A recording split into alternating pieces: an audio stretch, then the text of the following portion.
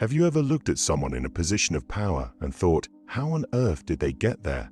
It's a question we've all asked, often with a mix of bewilderment and frustration. From bumbling bureaucrats to shockingly uninformed executives, it can seem as though the higher the stakes, the lower the competence. History is replete with such examples: Emperor Nero, reportedly fiddling while Rome burned, or Elizabeth Holmes, who captivated investors with empty promises and faulty technology. These aren't isolated cases. In fact, this dynamic is so common that it begs the question, is there a reason incompetence and influence often go hand in hand? Surprisingly, the answer may be yes.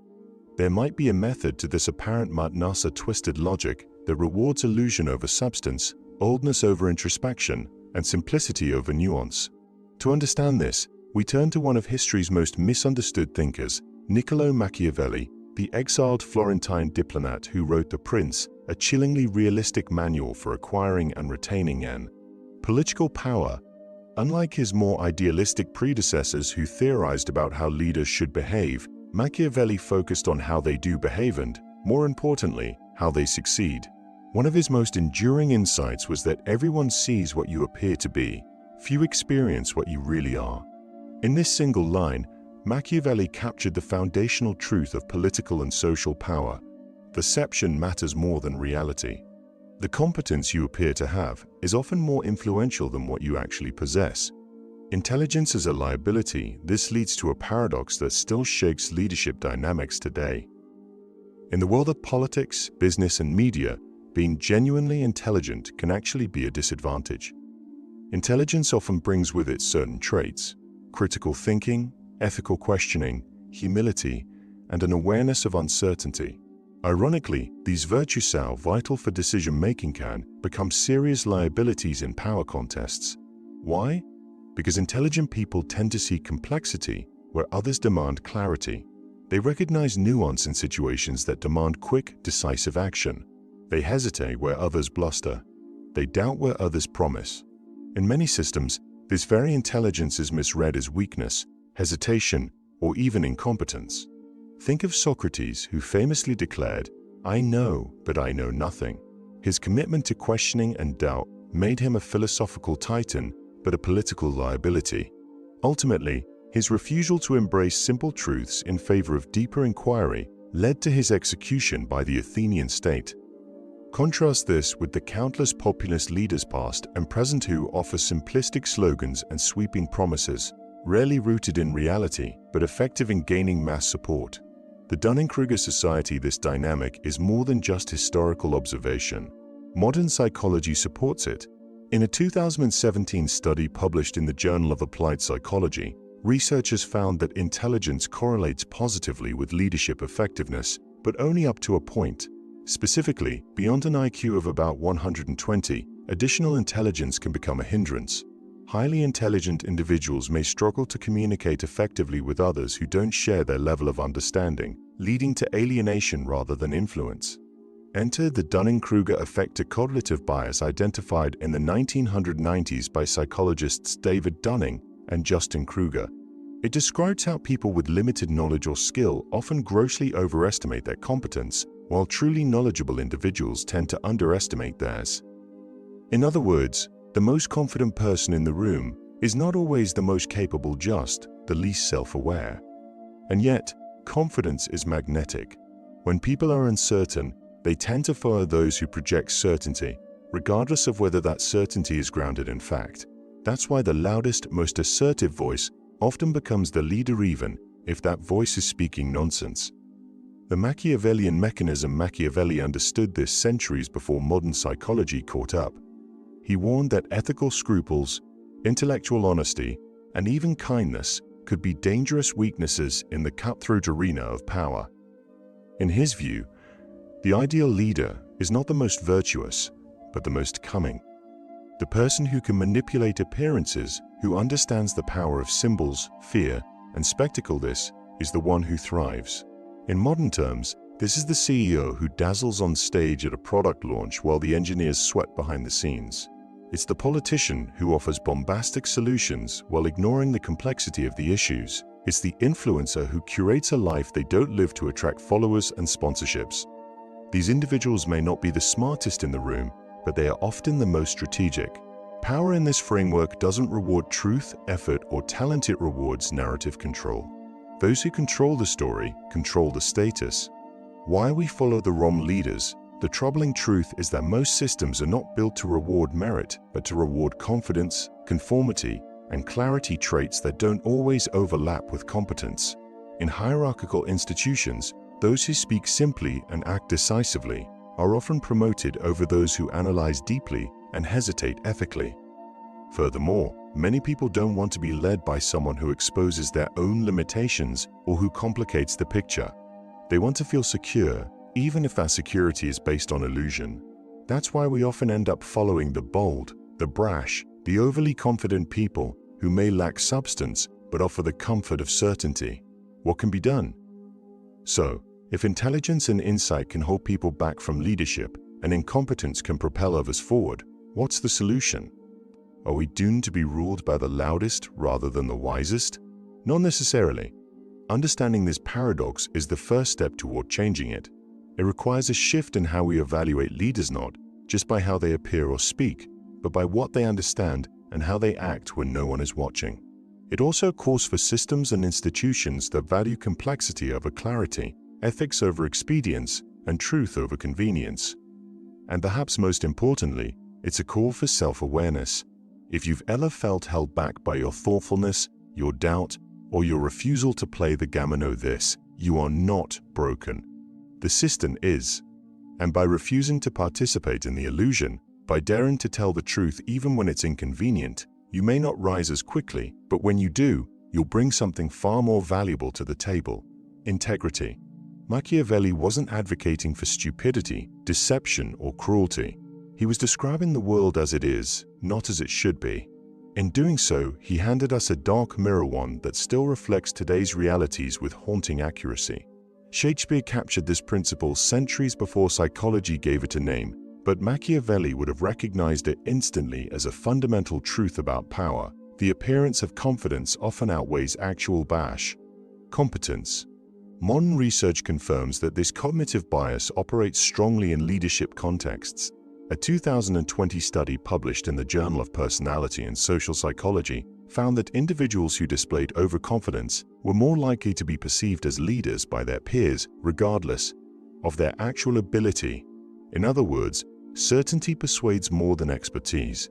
History and modern industry offer clear examples. General George Armstrong Custer rose quickly through military ranks despite disastrous strategic choices. His supreme confidence earned him both promotions and loyalty until it led to fatal outcomes.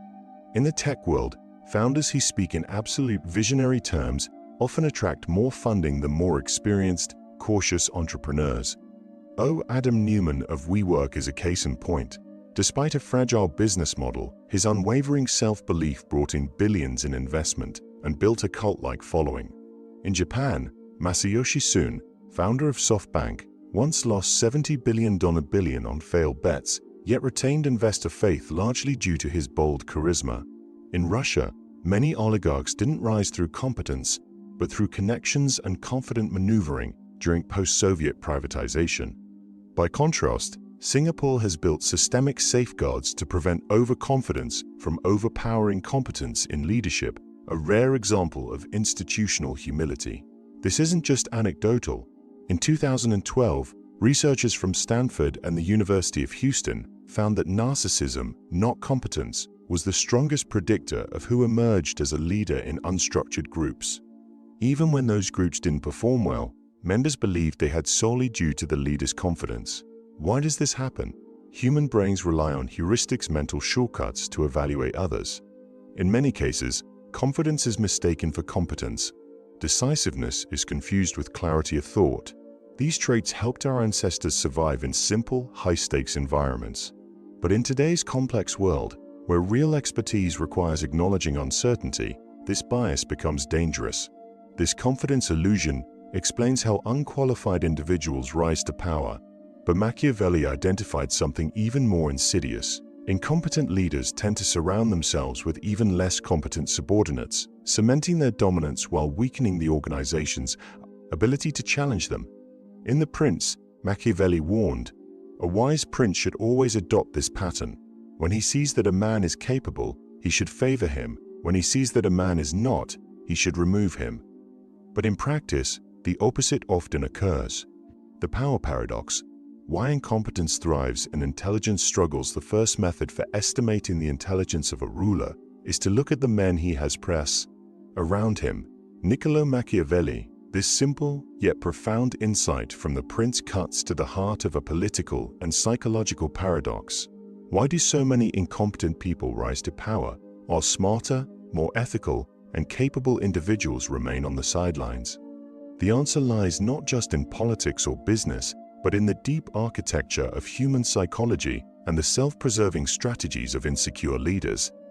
Machiavelli understood centuries ago what organizational psychologists and sociologists now confirm. Weak leaders often surround themselves with even weaker subordinates to protect their status. This isn't just a quirk of bad leadership, it's a pattern, a calculated effort to prevent threats to their power. Over time, this creates a cascading effect where mediocrity and incompetence become embedded in the system itself. Competence as a threat. Dr. Totena Kimura Primizeke, an organizational psychologist, describes this phenomenon as competence threatening. Leaders who feel insecure about their own skills are more likely to perceive competent team members as threats.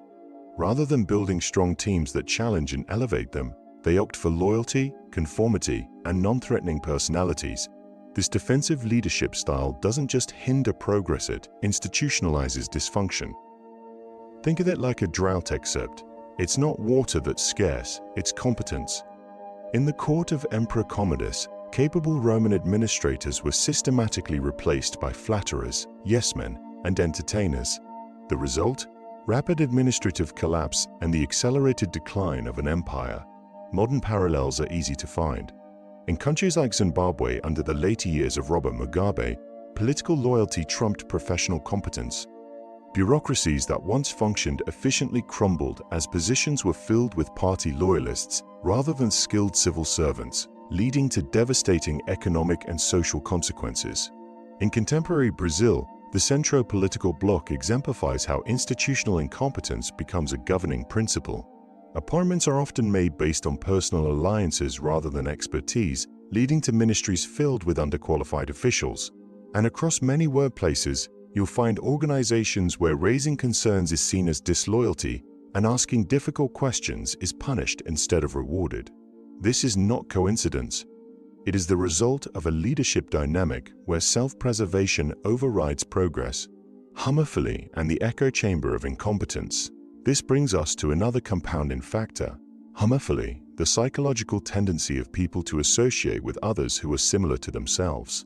In power structures, this creates echo chambers where leaders who fear competence recruit and promote others who reflect their limitations.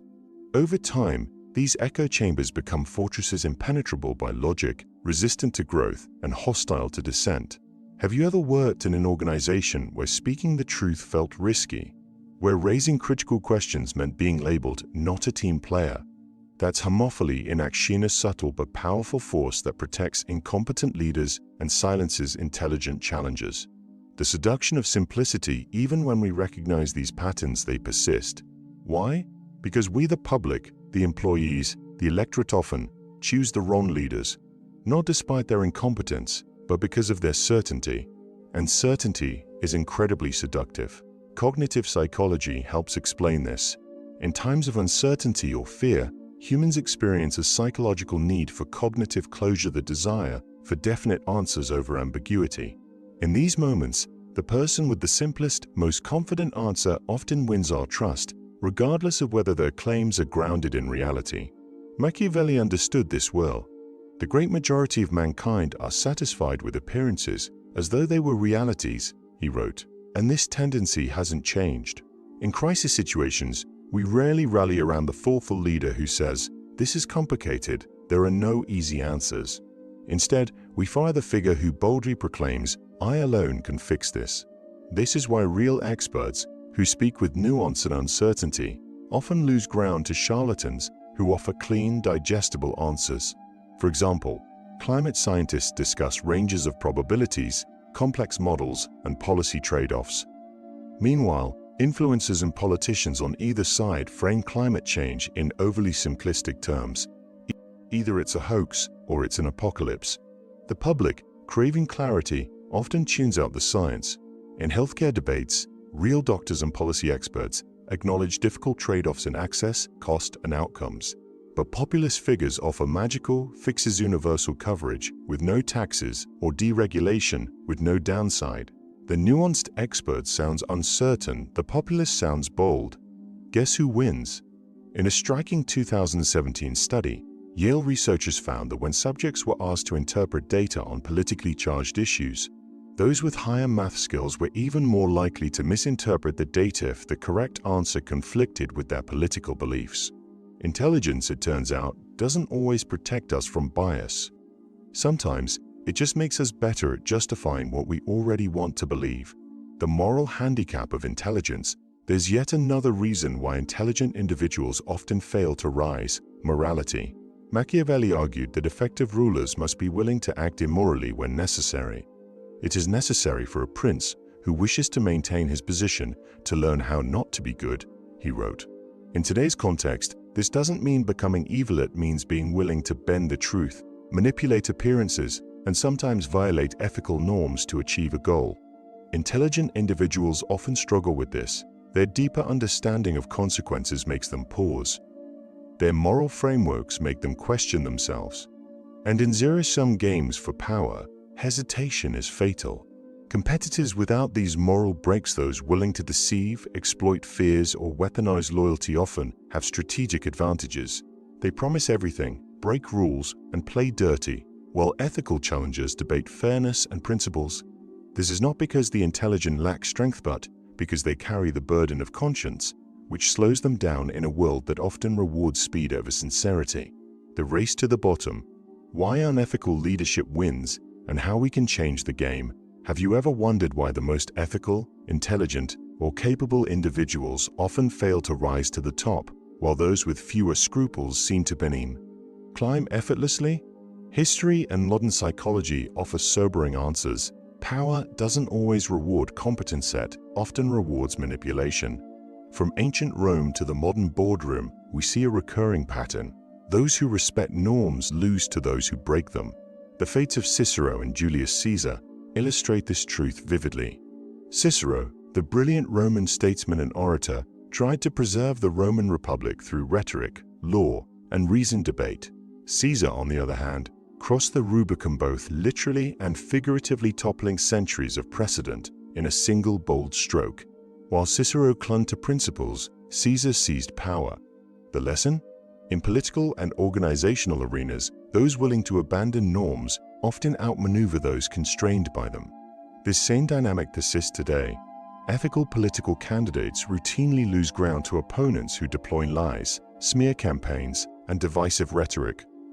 In corporations, research from the University of British Columbia shows that individuals with psychopathic traits, lack of empathy, manipulativeness, and superficial charm often rise faster when these traits are combined with social intelligence.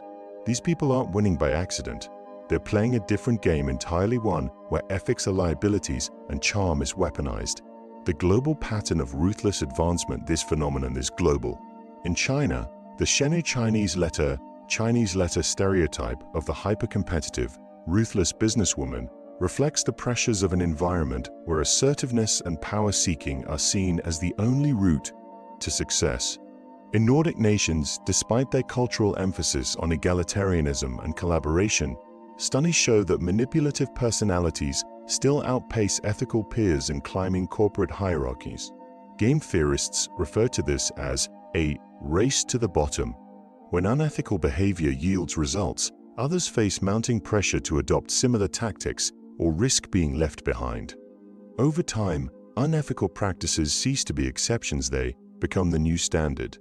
In such environments, the survival of the most unscrupulous becomes the dominant selection mechanism. But does this mean ethical leadership is doomed? Not necessarily. As Machiavelli keenly observed, different environments reward different traits. Our challenge is to understand the environmental conditions that reward unethical behavior and change them. Why some systems reward stupidity and deceit. To break this cycle, we must first understand what enables it.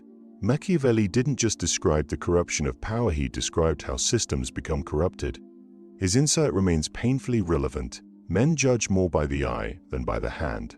In other words, appearance trumps substance in environments where genuine competence is difficult to measure.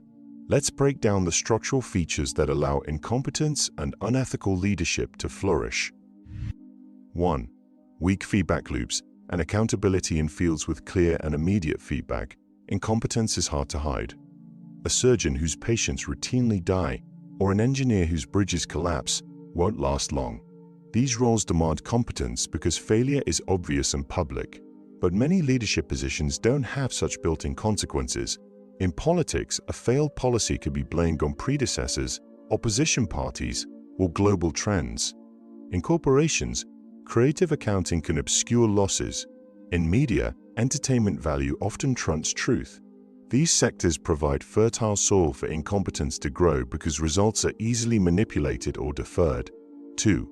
Concentrated power, weak oversight, centralized authority without effective checks breeds bad leadership.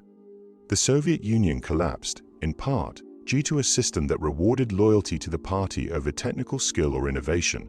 In contrast, Germany's dual-board corporate structure, where a supervisory board oversees management, offers structural resistance to poor leadership. Without mechanisms to separate power from oversight, leaders become unaccountable and incompetence compounds. 3. Information asymmetry and subjectivity in systems where success is ambiguous, such as branding, politics, or education policy. It's difficult to evaluate leadership objectively. In these domains, style can easily substitute for substance. Machiavelli wrote, "It belongs to all to see you, but to few to come in touch with you." Most people form opinions based on surface impressions, especially when evaluating complex issues. This makes it easier for charismatic but incompetent individuals to gain support, while competent ones who tend to speak with nuance and humility get overlooked. 4. Short-term incentives and superficial metrics. When rewards are tied to short-term performance, manipulation often beats integrity. The 2008 financial crisis was fueled by leaders who prioritized short-term gains over long-term sustainability. They exploited incentive structures that rewarded risk-taking and ignored consequences. The result? A system where looking good on paper or in a PowerPoint mattered more than doing good. Psychological tactics of incompetent leaders. Once in power, incompetent leaders don't stay there by chance. They use specific psychological strategies, many of which Machiavelli anticipated, to cement their control. 1. Tribalism and identity fusion. Incompetent leaders often polarize public opinion, turning criticism into tribal warfare. This tactic transforms critiques of their performance into perceived attacks on their followers. Psychologists call this identity fusion, when followers merge their personal identity with a leader or group. In this state, any attack on the leader feels like a personal assault. Cult leaders, demagogues, and populists use this tool masterfully. In Malaysia, for example, Najib Razak used ethnic politics to deflect criticism during corruption scandals. In Brazil, Bolsonaro's polarized base dismissed credible media reports as attacks from the enemy. 2. Cognitive overload. Constant scandals and chaos aren't always accidental, they're often strategic. Leaders like this bombard the public with outrages, distractions, and misinformation, making it impossible to focus or organize meaningful resistance. When you're mentally exhausted, you're easier to control. 3. Doublethink and contradiction. In George Orwell's 1984, doublethink is the ability to hold two contradictory beliefs simultaneously. In real-world leadership, this manifests as shifting narratives, gaslighting, and denial of obvious facts. Over time, people become disoriented and disengaged, unsure what's true and therefore less likely to act. 4. Economic fear and scapegoating. Leaders exploit economic insecurity to gain loyalty. When people fear for their jobs, homes, or future, they're more vulnerable to promises of quick fixes and more willing to tolerate unethical behavior. They're also more likely to accept scapegoats, immigrants, outsiders, dissenters as targets for blame. The way forward: designing for merit. This might all sound bleak, but the upside is this: we can change the environments that reward incompetence. Not all systems are equally broken.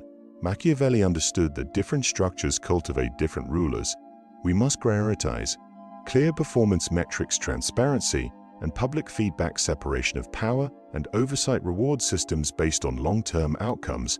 Just as ecosystems can be engineered for sustainability, organizations and societies can be engineered for ethical competence. But it requires intention, vigilance, and the willingness to value quiet wisdom over loud certainty. We need concrete strategies to protect ourselves and our communities from their influence.